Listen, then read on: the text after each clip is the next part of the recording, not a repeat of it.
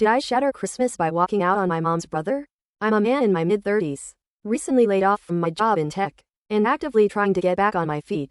Applications, interviews, follow-ups, it's all happening, just not as fast as anyone would like. I don't hide it, but I also don't want it dragged into every conversation, especially during the holidays when emotions already run high. This happened at a Christmas dinner hosted by my mother at my grandparents' house.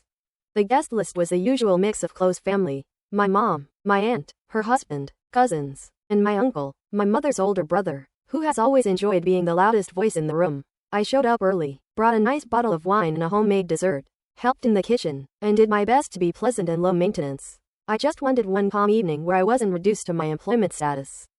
That didn't last. Almost as soon as we sat down, my uncle started in. First it was a casual jab about when I was joining the workforce again.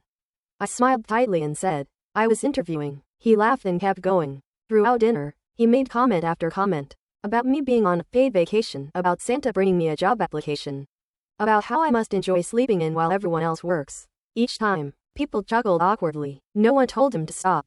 My mom avoided eye contact. My aunt smiled like it was harmless teasing.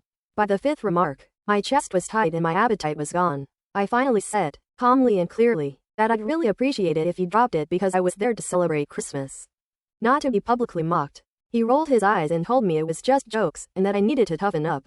Something about hearing that, after months of stress, rejection emails, and self-doubt, hit harder than I expected. I stood up, said a brief Merry Christmas. Everyone grabbed my coat and walked out into the cold without making a scene. I drove home shaking, half from anger and half from embarrassment. Later that night, my mother called me upset, saying I humiliated her, that I should have just ignored her brother because he's always been like that, and that my leaving made the whole dinner uncomfortable. Not once did she ask how I was doing or why it hurt so much.